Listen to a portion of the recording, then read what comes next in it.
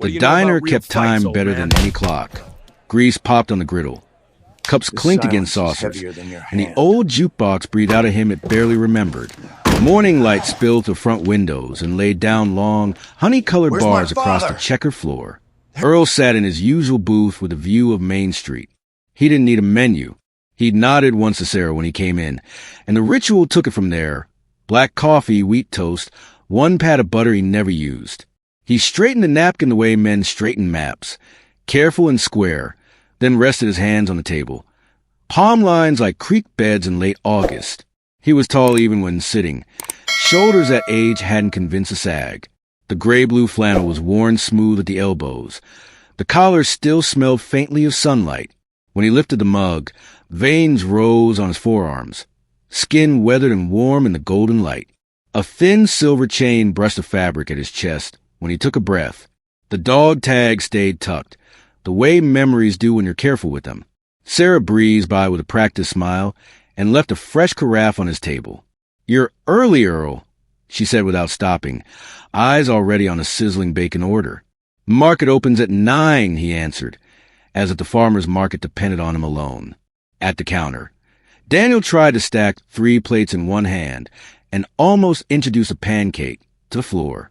He caught it, barely, eyes flicking at Earl as if the older man had reached out from across the room.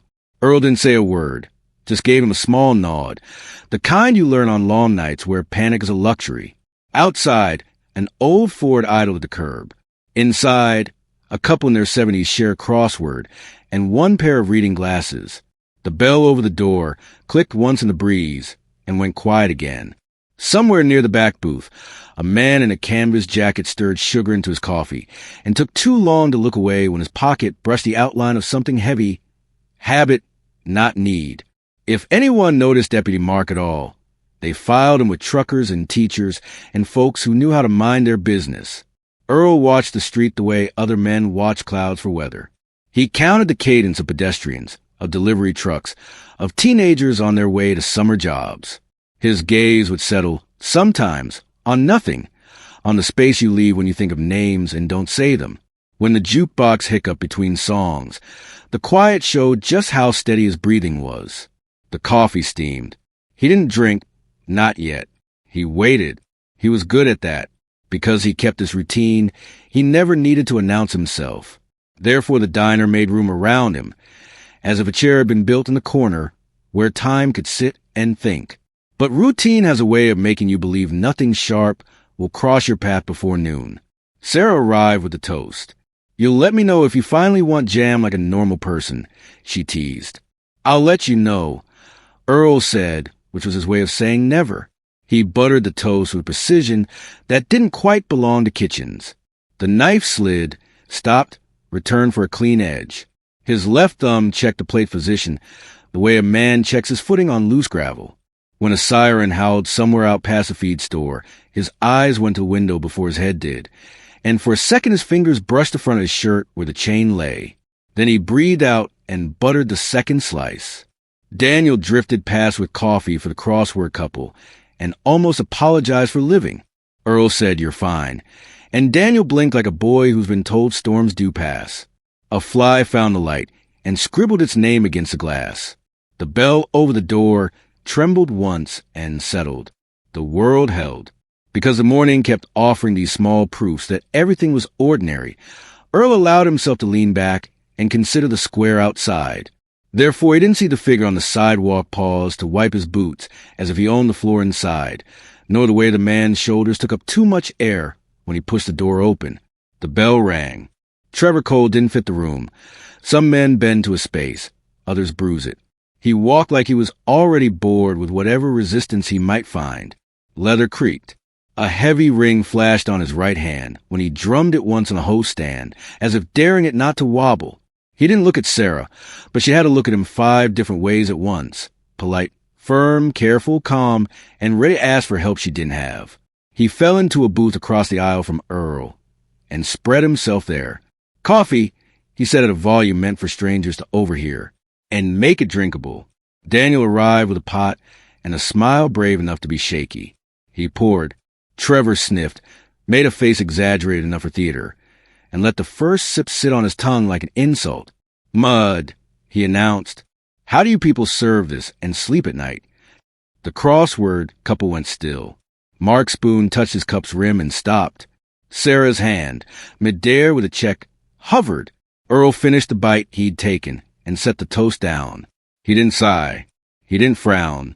He turned his head, the scar over his left brow catching the light just so, and said in a voice that had learned to stay level on roads that didn't, "Be kind. It doesn't cost you anything." Trevor's attention found him the way a snake finds heat. He smiled in a way that made his eyes colder. "Who asked, Grandpa?" He said it like he was tossing a bottle into a lake to hear the splash. No one laughed. The room went quiet enough for the grill to sound like rain. Because no one laughed, Trevor needed a new sound. Therefore he pushed out his booth, elbow grazing the table so that the cup rattled and left a brown ring on Formica. He came to a stop at Earl's table, as if measuring a deer he wasn't hungry for but meant to wound. Up close, the leather smelled like motorcycle oil and perfume he hadn't paid for. He looked down and saw the old man's eyes were hazel and steady and didn't blink when they should have. Something like annoyance crossed Trevor's face that he couldn't name. "You think you're teaching a class here?" he asked. "You think anyone in this room needs a sermon from a relic?" Earl's thumb smoothed the napkin's corner. He didn't look away. "I think she's doing her job," he said, and tipped his head toward Sarah without exposing her to the blow he was keeping. "And kindness makes a day easier to carry." Trevor laughed, but came out wrong. He turned to the room and spread his hands as if presenting a specimen. "You hear that? The church mouse has a homily. Go ahead. Somebody say amen." Silence. Because silence gives power to men who need witnesses, Trevor felt taller. Therefore he leaned closer, placing both hands on the table, and took what wasn't offered. Space. "What do you know about real weight?" he asked, and his lips curled. "About fights that matter?" Earl felt the question land where others had. He didn't reach for his chain. He didn't reach for anything. "Enough," he said, "to know the loudest ones are usually the least important." Trevor smiled thin to a wire.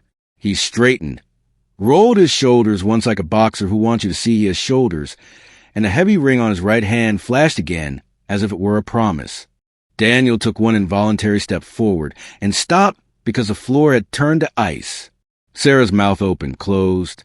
Mark's fingers hovered near his jacket's pocket and then retreated because a small-town morning is a delicate thing to break. The jukebox hiccuped and found the next track. It was soft enough that Earl could hear his own breath go in and come out. He wondered, for a moment so short it didn't have a name, whether he was about to teach another lesson he'd hoped he wouldn't have to. Because he stayed seated, Trevor mistook stillness for surrender. Therefore the man reared back with all the pageantry a bully thinks he needs. The hand came fast and wide. Earl saw it the way trained men do, as motion and math. But time is not a servant forever. His body, honest about its years, could not move as quickly as a knowledge. He did not raise his arm. He did not tilt away.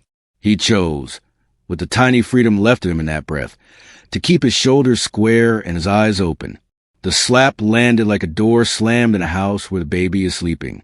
Heat flared at his left cheek, a flash that flooded into throbbing. His glasses slid and caught on the bridge. A bead of blood found the corner of his mouth and held there, bright as a berry. Trevor stepped back half an inch, surprised by how much noise he'd made. The room inhaled and didn't release it. The crossword couple stared at the table as if letters could save them. Daniel's hand shook, so the coffee pot quivered light across the wall. Sarah's knuckles went white on her order pad. Mark blinked once and cataloged faces, exits, distance, the angle of a ring on her right hand. Earl set his palm on the table and felt Formica pretend to be wood. He breathed in. He breathed out. He touched the back of his hand to his mouth and looked at the smear it left. Then he looked up. His eyes were not angry. They were not pleading. They were the color of a field right after a storm decides it has made its point. Trevor took another half-inch of air that wasn't his. The ring gleamed like a dare that had already been accepted. No one spoke. Because no one spoke, the quiet said things it shouldn't have to say. Earl lifted his chin a fraction. "This silence," he said, and the words went everywhere at once without getting louder, It's heavier than your hand. Trevor's nostrils flared. A smile tried and failed. He looked around as if the room might offer him applause on credit. It didn't. The bell over the door clicked in a breeze like a throat cleared politely. Outside, distant and low, something with pistons turned and turned again. Earl lowered his hand to his lap and straightened the napkin's edge back to square. Because the room refused to give Trevor the sound he wanted, he drummed the ring on the table once, metallic and hollow. Therefore Daniel flinched and spilled 2 drops of coffee on his sneaker. But the old man did not move, and Sarah did not cry, and the cop in the canvas jacket did not stand. The world held again, tighter than before, waiting for whatever would ring the bell next. And the morning, with it coming like a hymn, began to learn a different kind of music. The diner was a cage of silence, the kind that makes people sip their coffee just to give their hands something to do. Trevor Cole stood with the ring on his right hand, catching every strip of sunlight. His smirk belonged to a man who expected applause. "Look at him," Trevor said, voice sharp enough to scrape the walls. "Old Fossil thinks he's wise. Thinks kindness pays the bills." He turned a slow circle, let his words splash against the booze like thrown beer. "Anybody here buying that story? Anybody?" His gaze swept the room like a searchlight. A young couple ducked their eyes into their plates. The crossword pair lowered their pen. Daniel froze with the pot in his hand, caught mid-pour, coffee trembling near the rim of a mug. Trevor chuckled. The kind of laugh meant to spark others. But the room stayed cold. The silence thickened, like the air just before lightning. "Come on," Trevor pressed. Somebody laugh. Somebody tell me the old man's right. Or maybe tell him to shut up before he breaks a hip trying to stand. Sarah's hand pressed against her apron pocket, fingers fidgeting at the notepad hidden there. She glanced at Earl, her lips parting as if to apologize for breathing. Earl only adjusted the edge of his napkin again, steady and precise, as though humiliation had never been aimed his way. Because the silence gave Trevor nothing, he raised his voice louder, twisting the knife. "This your town hero? 80 years old, shaking hands, whispering about respect. Tell me, how much respect did you earn sitting here sipping mud water every day?" The laugh he forced next rang false, but he carried it anyway, dragging it through the room like a broken chain. Earl didn't flinch. He cut his toast in half, the knife moving slow and clean, and said without lifting his eyes, "Respect is the only strength that lasts." The line landed like a pebble dropped into a canyon. The echo was silence. Trevor blinked once, not use of words that didn't bend to him. Because no one else spoke, the weight fell heavier on Trevor's shoulders. Therefore he stepped closer, leaning down, breath hot over Earl's table. "What did you say, old man?" Earl raised his hazel eyes, steady as rivers that outlast floods. His voice was calm enough to sting. "Respect," he repeated, "is the only strength that lasts." Trevor straightened slowly, lips curling. "Let's see how long yours lasts." He spun toward the diner, spreading his arms wide. "Tell me, anyone think he's right? Or do you all see what I see, a relic with no teeth left?" Daniel's fingers whitened on the handle of the pot. He looked at Sarah, then at Earl, then back at the steaming coffee. His mouth opened, but no sound came. Sarah's throat worked as she tried to swallow air she couldn't find. Deputy Mark shifted slightly in his booth, his jacket brushing the vinyl seat, but he didn't stand. Not yet. Trevor tapped his ring against Earl's table. Once, twice, 3 times, each tap a metronome counting down. The jukebox chose that moment to hiccup, notes staggering into silence. The diner froze in its own skin. Trevor leaned closer until his shadow cut across Earl's toast. "Tell me, what do you know about real fights, huh? What do you know about being strong?" Earl's breath moved in steady rhythm, his jawline holding firm even as a muscle ticked near his scar. "Enough," he said, "to know the loudest men are usually the weakest." The line stripped the smirk from Trevor's face for a heartbeat. Then pride rescued him. He laughed sharp and cruel, and this time he didn't ask the diner to join. Because words failed him, he reached for sound he could make with his hands. Therefore Trevor's arm whipped across in a full arc, the heavy ring slicing the air. The slap cracked like a gunshot. Earl's head snapped sideways, glasses sliding down the bridge of his nose.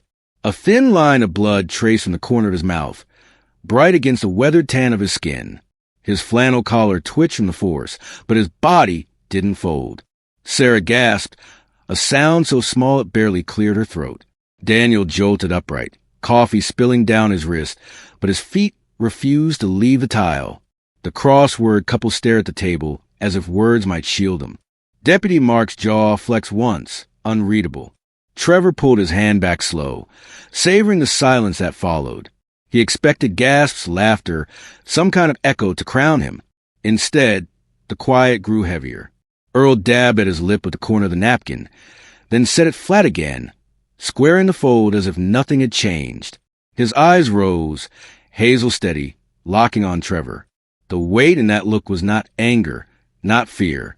It was something older, something unbroken. Trevor shifted his stance, smirk faltering for half a breath. He looked to the booths, expecting someone to laugh for him. No one did. Because the silence denied him, he forced another grin, brittle around the edges. Therefore he stepped back toward his booth, declaring for no one in particular.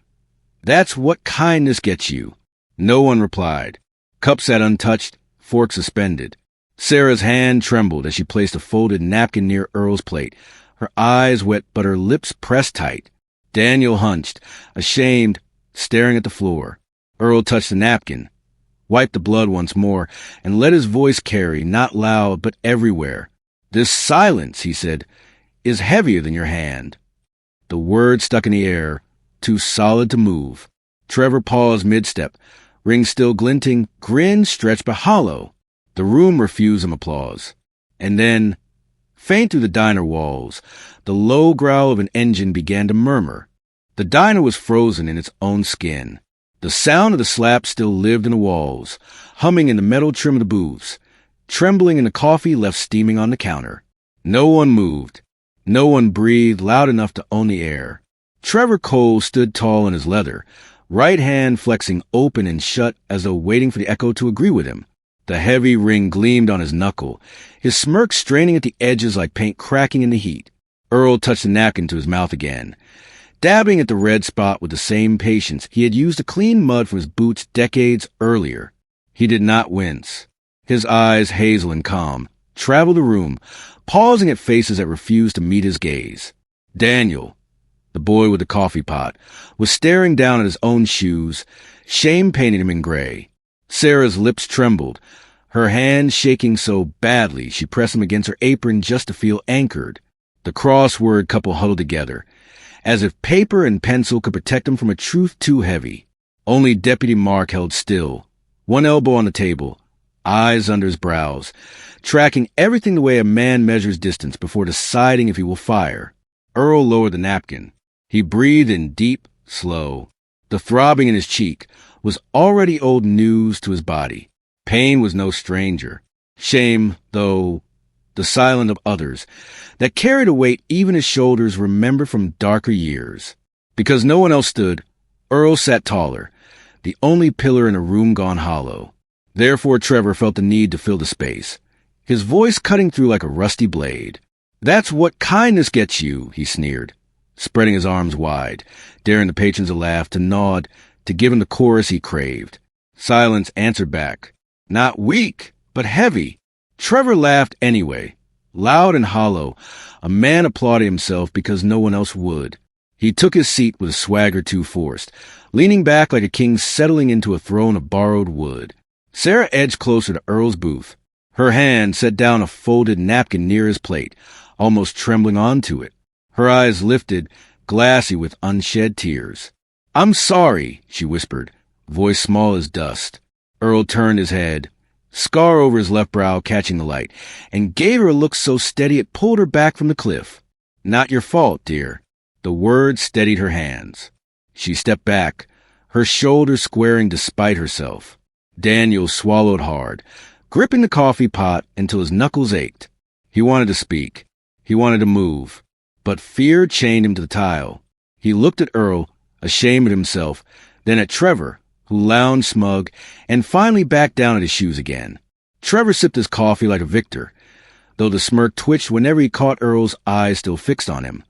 Calm, unblinking, unbroken. Because Trevor needed to hold power, he spoke again, louder, more cutting. You see? Nobody's got your back, old man. You're alone. Respect doesn't save you. My hand does. The room flinched inside, though no one showed it. Earl let the words hang like smoke, and then answered, voice low but carrying. Strength built on fear rots fast. Trevor shifted in his seat. The leather of his jacket creaked. His jaw worked, but the smirk held, fragile as glass. The diner clock ticked. Loud. Too loud. Each second a drumbeat of waiting. And then, under that tick, another sound began to hum. A low growl, distant but approaching. At first it was nothing more than the sound of an engine down the highway. Another truck passing, Ashfield on its way to anywhere else. But the growl grew. One engine, then another, then more. Daniel's head lifted, eyes wide. Sarah froze mid-step. Trey clutched to her chest. Even Mark's gaze shifted toward the windows, jaw tightening. Trevor laughed, though it came out brittle. What's this, huh? Somebody ordering takeout on a Harley. The rumble deepened, heavy and layered, like thunder rolling closer. The glass panes of the diner shivered faintly in their frames. The silverware on tables rattled against plates. Trevor's smirk faltered. He glanced toward the door, then quickly away, pretending not to notice. Earl sat perfectly still, hands folded on the table now, dog tags faintly brushing against his shirt. His eyes narrowed, not in fear but in recognition. Because the engines grew louder, the diner's silence grew heavier. Therefore everyone's attention turned toward the door, as if it alone held the key to air they couldn't breathe. The bell over the door jingled once, too soft against the roar that followed, and then the door burst open. Light spilled in first, golden and blinding, cutting long shadows across the checkered floor. Boots hit the tile in heavy rhythm. Leather filled the doorway, shoulders broad, patches bold, fictional emblems that carried authority even if no one named them. At their center walked Caleb Whitman, Earl's son. He was broad-shouldered, grease still under his fingernails, a rag half-stuffed into his back pocket. His work shirt bore stains from engines he'd nursed back to life, sleeves rolled to elbows thick with honest labor. His jaw was tight, eyes blazing, but his stride was calm, deliberate, a man who didn't need to prove what his presence already shouted. Behind him, 3 bikers spread wide, boots thudding in unison, silence riding on their backs heavier than noise. The patches they wore marked them as brothers in something hard and unspoken, but they said nothing. They didn't need to. The diner inhaled all at once, as if air had just returned after being stolen. Sarah's lips parted. Daniel straightened unconsciously, chest rising. Even Deputy Mark sat taller, hands sliding off the table as if resting closer to readiness. Trevor, for the first time, didn't laugh. His eyes darted, then steadied, then darted again. He tried to smirk, but it bent crooked on his face. Caleb's eyes found his father immediately. They locked on the smear of blood at Earl's mouth, on the faint red mark blooming on his cheek. His jaw tightened, his fists curling half-closed. He crossed the room without a word, each step echoing like a drumbeat, the bikers fanning behind him like shadows with weight. Trevor leaned back in his booth, hands spreading in mock welcome, but his voice was not as steady as it had been. Well now, looks like the cavalry's here. Caleb stopped at Earl's booth, dropping to one knee beside him. His hand reached for Earl's arm, his voice low, rough, trembling with fury, kept barely on a leash. Dad, who did this? Earl's hazel eyes met his son's, calm and unshaken. He placed his hand on Caleb's wrist, steady, grounding. It's all right, son, he said. Let it be. But Caleb's eyes lifted over his father's shoulder, locking on to Trevor across the room. And behind Caleb, the bikers shifted their weight forward, silent but suffocating, the room bending around their presence. The silence, once Trevor's weapon, now belonged to someone else. Caleb rose from his father's side, tall and broad-shouldered, his fists clenched so tightly his knuckles blanched. The rag in his pocket swayed as his chest expanded with each breath, fire and blood battling in his eyes. He turned toward Trevor Cole, who had leaned back in his booth but could not hide the twitch in his jaw. Stand up, Caleb said, voice low but carrying weight like a steel chain. The room stiffened. Forks froze halfway to mouths. Sarah pressed her hand against her apron, eyes darting between the two men. Daniel swallowed, throat dry, unable to breathe right. Even the crossword couple sat upright, pen trembling against paper. Trevor smirked, though it was thinner now, a crack running through it. "What? You think I'm afraid of you? You brought your little club to scare me?" His words were sharp, but his hands trembled against the table. The bikers behind Caleb didn't move. They didn't need to. Their silence was louder than Trevor's bravado. Their boots planted like roots in the diner floor. One of them shifted his weight, the leather creaking, and Trevor's smirk faltered. "Stand," Caleb repeated, his tone flat, merciless. Trevor's throat bobbed as he swallowed. Pride tugged at him, pulling him upright. He rose slowly, his swagger forced, the ring on his hand flashing in the dim light. He puffed his chest as if air could cover the tremor in his voice. "You think you can scare me with numbers?" Trevor spat. "You don't need them," Caleb answered, calm in a way that was more dangerous than shouting. "I'll deal with you myself." The tension was a live wire, humming in every chest. Sarah gasped softly, her hand covering her mouth. Daniel stood an inch taller, though he didn't realize it. The air seemed to wait for the first swing. But before Caleb would take another step, a hand gripped his wrist. Firm, steady, unshakable. "Son," Earl said, his voice cutting through the tension like a bell through fog. His hazel eyes held his son's, calm against the storm. "Don't." Caleb looked down, torn between rage and reverence. "He hit you, Dad," he said, his voice rough. "He put his hands on you." "I know." Earl's hand squeezed tighter, surprising in its strength. "And that's his burden, not yours." Caleb's jaw clenched. His shoulders shook with the fire he couldn't release. Behind him, the bikers watched silently, loyal to him but deferential to the older man who spoke. Trevor saw the hesitation and tried to laugh, sharp and mocking. "That's right. Hide behind Daddy's wisdom. Don't want to scuff up those pretty fists." Earl's gaze cut to him, sharper than the blow had been. "You mistake restraint for weakness," he said, his tone quiet but carrying across the diner. "That's your blindness." Trevor's smirk faltered again. He opened his mouth to speak, but no words came. Because Earl's voice held steady, the silence shifted. Therefore the crowd, once frozen, began to lean forward, not in fear but in solidarity. Sarah was the first. "Why don't you just leave?" she asked, her voice trembling but clear. Her shoulders were squared, her eyes locked on Trevor. Trevor whipped his head toward her, glare sharp as a knife. But he froze when he saw she didn't shrink. Daniel straightened, setting the coffee pot down with a thud. His voice cracked, but courage lived inside it. "Yeah, you should go." The crossword couple lifted their eyes, the pen set down, the paper abandoned. They nodded small but steady. A murmur of agreement rippled through the room, soft but undeniable. Trevor turned in a slow circle, expecting fear. Instead, he found faces that no longer looked away. Earl released his son's wrist and leaned forward slightly, his words soft but heavy enough to settle in every corner. "Respect rules this room. Not your fists. Not your noise. Respect." The bikers behind Caleb shifted their weight again, not in threat, but in solidarity with Earl's words. Their silence became an echo chamber, amplifying the truth. Trevor's chest rose and fell too quickly. His hand curled into a fist, then loosened, then curled again. Pride warred with fear in his eyes. He wanted to strike, to reclaim the room, but every gaze pinned him down. Caleb stood tall, breathing hard, but he stayed where his father told him. His fists loosened, though his jaw still ached from holding back. The room belonged to Earl now, not because of fists, not because of numbers, but because dignity had taken root, spreading from one booth to another until silence was no longer fear. It was defiance. Trevor tried to laugh, but it rang hollow.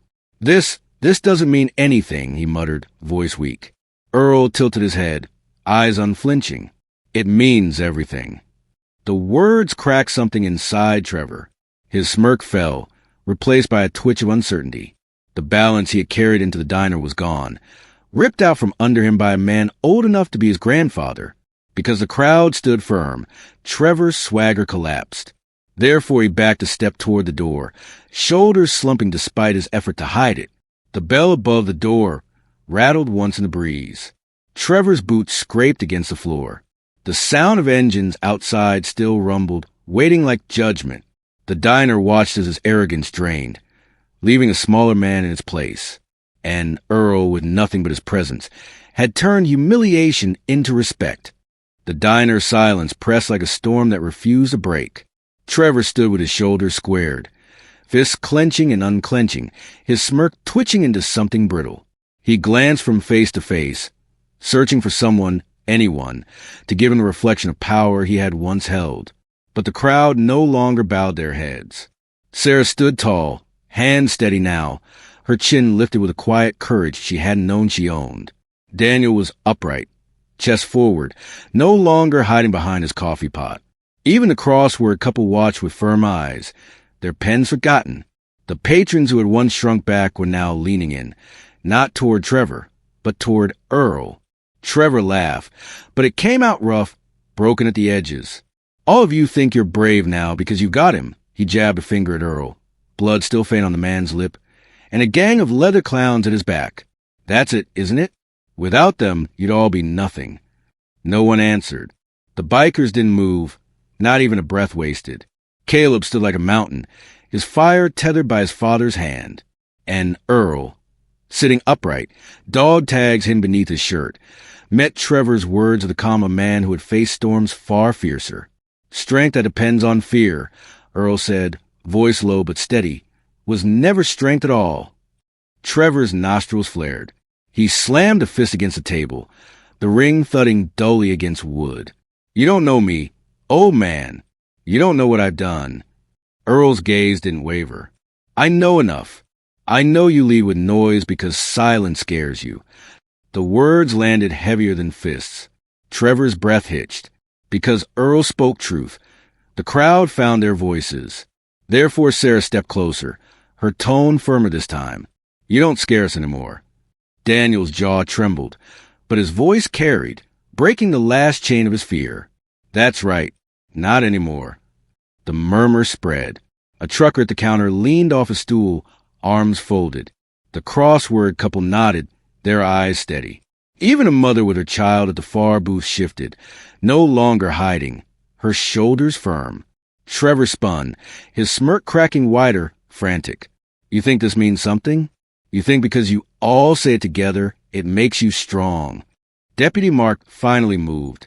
He leaned forward, elbows on the table, his badge glinting faintly beneath the folds of his jacket. His voice was quiet but official, each word deliberate. It makes him right. The room inhaled as one. Trevor's eyes snapped to Mark, searching for a loophole, but the deputy's gaze was iron. Authority had chosen its side, and it wasn't his. Trevor's lips curled, desperate now. What? So the law's with him. An old man with nothing left but stories. Earl stood, slow, deliberate, his full height, tall for his age, his shoulders square, his back straight, shifted the balance of the room. The scar over his eyebrow caught the golden light, spilling through the window. I have everything that matters left, he said. Respect. And that will outlive you. The words echoed in the silence. Trevor's smirk collapsed entirely. His chest rose too fast, his fists trembling without aim. He searched the room, but found no purchase. Not a single face bowed to him now. Because Earl stood tall, the room belonged to him. Therefore Trevor shrank, each second pulling him further from the throne he had tried to claim. He stumbled one step back, his boots scraping the tile. The bell above the door jingled softly, carried by the draft of his retreat. The roar of the motorcycles outside waited, a reminder that power had shifted and he no longer held it. Sarah's lips parted, her voice stronger than before. Leave. Daniel took a step forward. Go. Others joined, a chorus of firm, simple commands, not shouted but spoken like truth. Trevor's shoulders hunched. He tried to laugh again, but the sound failed, catching in his throat. He looked at Earl one last time, but found no anger to feed from, no weakness to exploit. Only a man unbroken. Earl's hazel eyes met his, steady and final. Respect wins here. Not you. The line cut the last thread of Trevor's defiance. His fists fell limp at his sides. His eyes dropped, for the first time that morning, to the floor. That was his defeat. Without another word, Trevor turned. His boots dragged against the tiles. Each step stripped the swagger. He reached the door, pushed it open. The bell gave a weak chime as he stepped into the sunlight. Outside, the motorcycles rumbled like judgment, their engines drowning out the last trace of his arrogance. He didn't look back. He couldn't. The door shut, and the diner exhaled all at once. Caleb stood beside his father, fists loosening fully now. His eyes burned, but his chest eased as he looked at Earl. The bikers relaxed into their seats, silent but respectful, their presence still heavy but no longer threatening. Sarah wiped her eyes, shoulders still squared. Daniel let out a shaky breath, his spine straight. Deputy Mark leaned back, satisfied but watchful, his hand resting near his badge. Earl lifted his napkin once more, dabbing at the faint trace of blood. He set it down neat and folded, then looked around the diner. "Thank you," he said softly, though it wasn't thanks for himself. It was for them, for finding their voices, for standing at last. The silence that followed wasn't fear anymore. It was reverence. The door closed behind Trevor, and the diner seemed to breathe for the first time in what felt like hours. The weak chime of the bell faded, replaced by the low, steady rumble of motorcycles outside.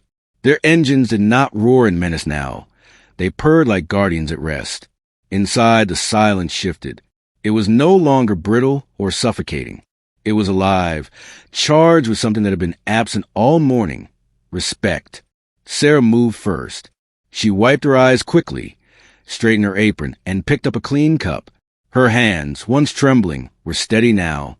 She carried the cup to Earl's booth and placed it gently in front of him, pouring fresh coffee with a faint smile. "On the house," she said, voice soft but firm. Earl gave her a nod. His hazel eyes warmed despite the bruise darkening on his cheek. "Thank you, dear."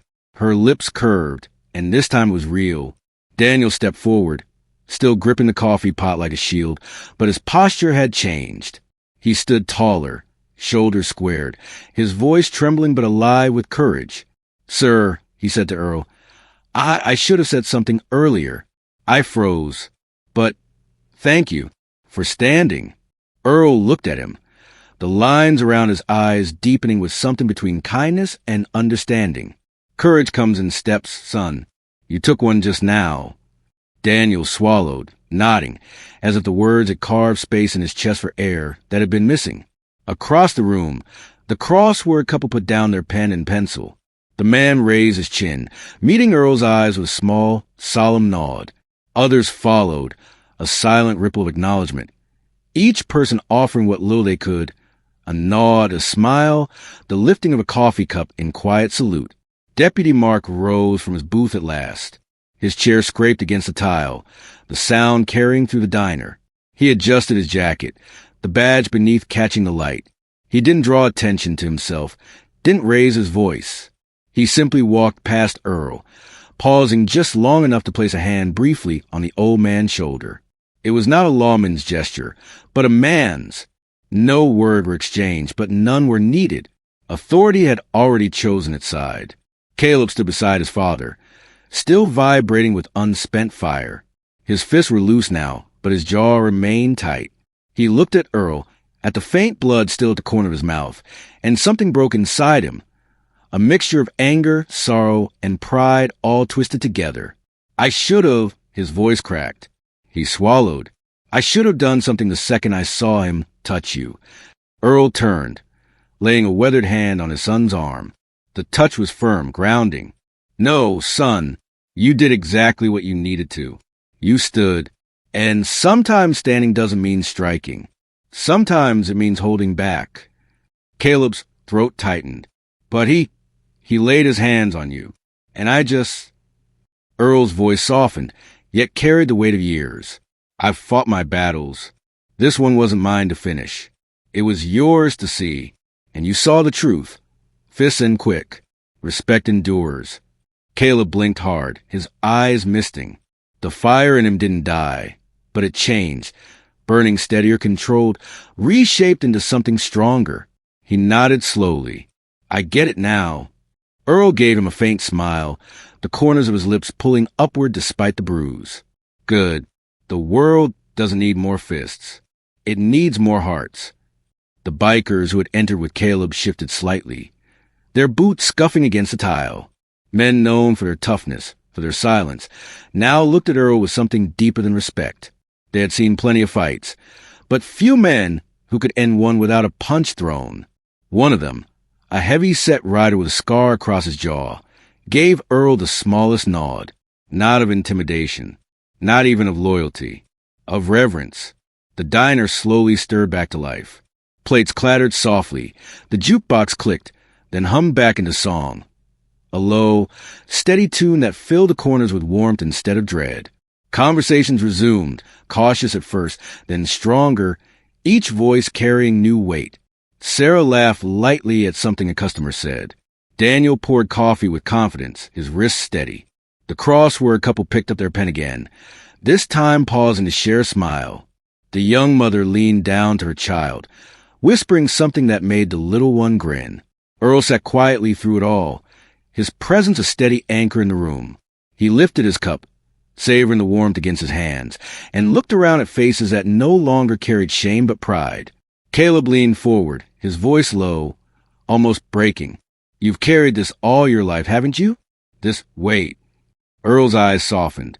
He nodded once. Since I was your age. And every year since. Caleb's chest tightened, but instead of fire, it was filled with something steadier, resolve. I'll carry it too. The right way. The way you showed me. Earl reached across the table, his weathered hand gripping his son's firmly. Promise me, son, when the world pushes you, don't just push back. Stand taller. That's how you'll honor me. Caleb's jaw trembled, but he nodded hard, his voice firm. I promise, Dad. The bikers began to take their seats, not as intruders, but as guardians blending into the rhythm of the diner. Their laughter was low, respectful, their presence no longer a threat, but a quiet assurance. Outside, the motorcycles idled, the engine still humming like a hymn in the afternoon air. Earl rose slowly from his booth.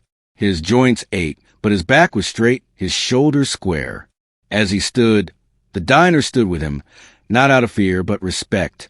Patrons turned, some rising, some lifting cups, some nodding silently.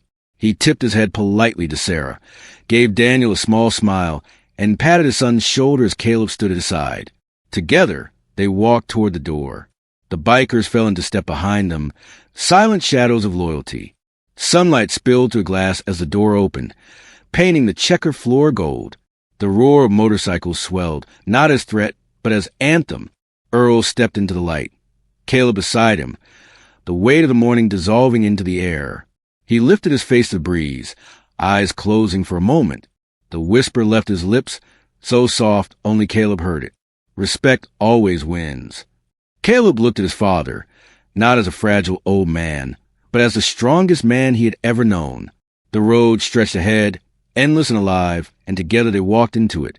Father, son, and the legacy of dignity carried forward. Inside the diner, conversations warmed. Outside, engines rumbled like thunder rolling into distance. And in the small town of Ashfield, a lesson lingered in every soul present. True strength was never fists.